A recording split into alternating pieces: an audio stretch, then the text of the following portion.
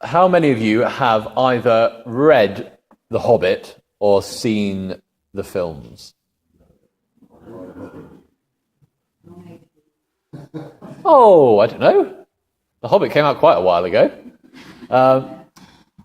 And who could name to me all of the dwarves? Or at least, yeah, he was more sort of big than a dwarf. Or one of the dwarves?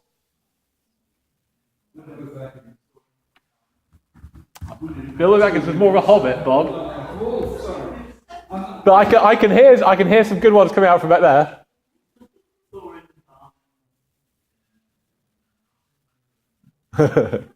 Thorin and Balin, absolutely. And the handy thing is that all their names rhyme. So once you've got Balin, you can get Dwalin as well. And like once you get Ori, you can also get Nori and someone else. Yeah, not Laurie, I don't think. Gory, yeah, something like that. But the point is that there's a few of them who get these lead roles, and then the rest of them that we quite soon forget. And the disciples get much the same working up in the Gospels. There's people like Bomber and Biffa, they're dwarves again. Bomber and Biffa, two of the dwarves. They get nothing to say at all in the entirety of the film franchise.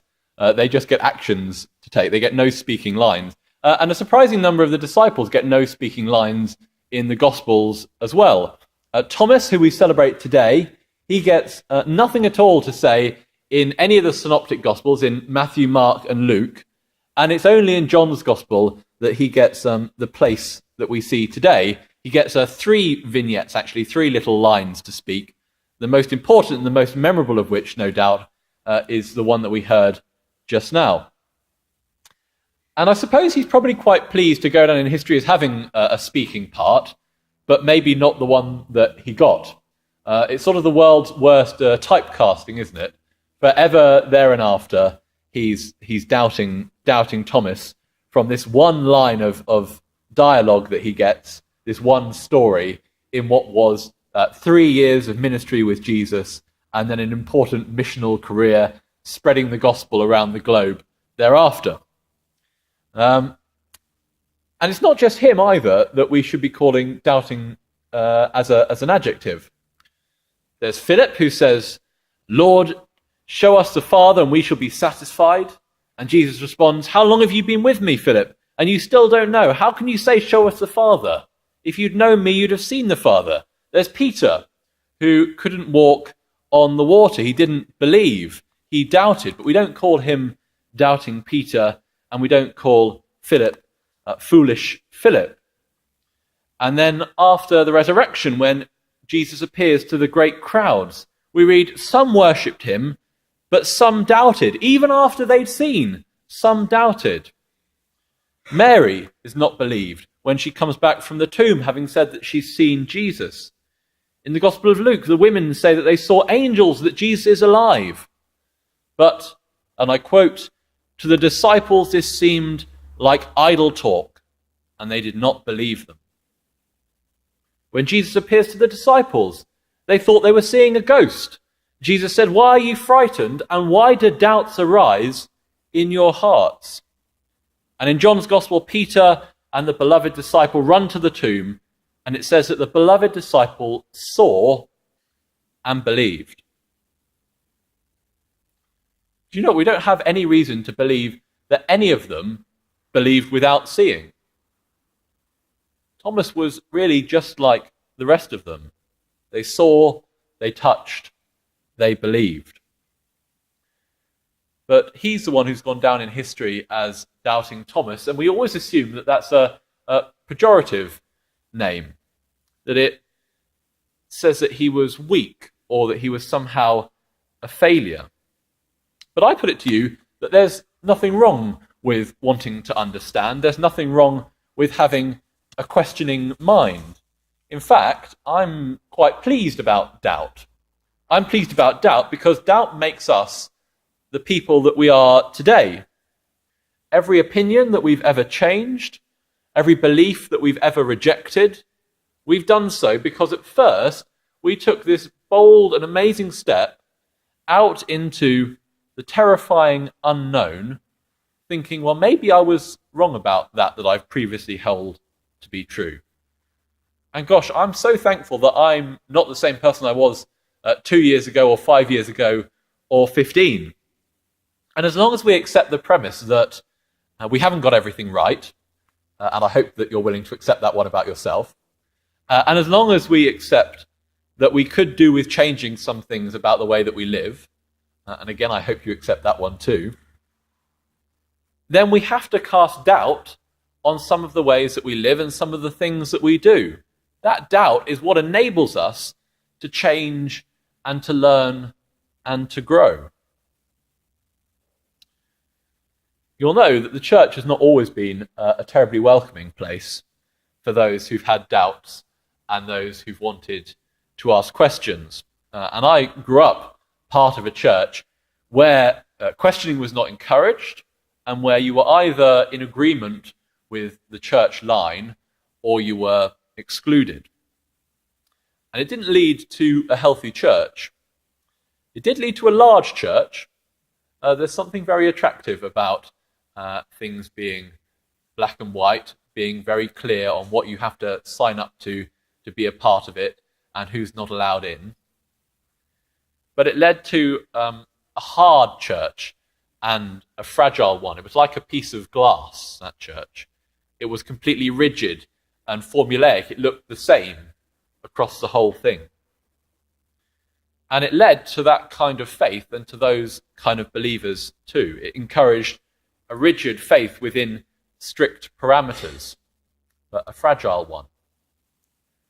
And when some crises came to that church, when one tiny corner cracked, the whole thing cracked and smashed and came cascading down, and there was schisms within the church and an awful lot of hurt and an awful lot of healing that needed to be done.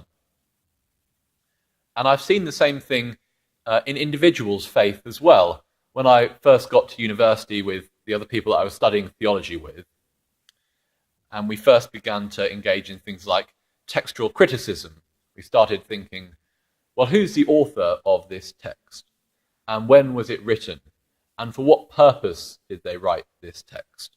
And which pieces of this text can we be historically certain about and which show editorial influence? Those kind of questions. And for some people, that was a tiny little crack at the edge of their very rigid and structured faith that caused the whole thing to start tumbling down. And the phrase that I often heard people say was, well, if you can't believe one part of it, then how can you believe any of it? There was no room within their faith, within their structure of doubt and believing. There was no room within that for reimagining, for thinking that they could have been wrong in the past, or not even wrong, but simply that there were other ways to seek to understand.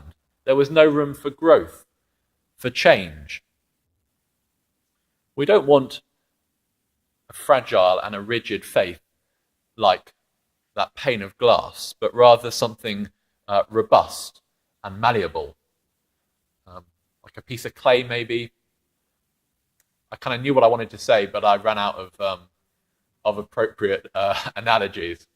I had gold as well. You know how gold, you can kind of like move it, but it's also strong and robust. I didn't really like clay because I thought, well, you kind of make it to the shape you want, don't you? And then you fire it, and then it becomes fragile. So if you come up with a better substance to conclude my analogy there, you can let me know afterwards. And the next time I preach this sermon in 3 years' time, I won't have to do this bit. But the point is that we want a faith that's not rigid and prone to shatter at the lightest tap and crack, but one that's robust, but also malleable, where we can learn and grow and come to new understanding within it. But what about that penultimate line from our gospel, where Jesus says to those who are there listening, and to Thomas, blessed are those who have seen, blessed are those who have not seen and yet have come to believe. That sounds a lot like Jesus is saying that it's better not to doubt, doesn't it? To literally have blind faith, to have not seen and yet to believe. Well, I think not seeing but still believing doesn't necessarily mean having no doubt. It just means having other evidence, as we do. It means having the eyewitness accounts of the first disciples, of having the scriptures, of having the tradition of the church, of having the faith passed to us by those who had it passed to them, and on and on. And in the spirit of doubt and of textual criticism, perhaps there's another explanation for this line that Jesus speaks. This is a text that we only find in John's Gospel, written 60, 70, maybe 80 years after Jesus' death and resurrection. This is a Gospel written for future generations, for generations that had no eyewitnesses, for an oppressed and a fearful people, wondering why Christ has not returned. And John's writing to that community, and maybe what that community needs to hear is the story of a person who struggled with doubt and struggled with their belief, the story of a person who could stand in place for all of them who were struggling with their own doubts and their own beliefs. Just as Peter's story of the threefold denial and Jesus' redemption of Peter on the shore soothes those of us who have struggled with denying Christ, and it gives us an example of Christ's forgiveness. So too, Thomas's story soothes those of us who have struggled with doubt and assures us of Christ's forgiveness again. So I want to redeem Thomas, and I want to redeem doubt as well. And I was looking through what the church fathers had to say about Thomas. I was hoping that I might find in them some redemption for the apostle. They're not too kind to him, unfortunately. They put him firmly in the doubting Thomas camp. But what I did find was early Byzantine icons of Thomas and Christ in this moment of Thomas seeing and touching the wounds of the risen and resurrected Christ. And those icons are not entitled Doubting Thomas, but those icons are entitled The Assurance of Thomas, or The Belief of Thomas. And look, I know it's not going to catch on. I know I'm not going to be able to change 2,000 years of nomenclature.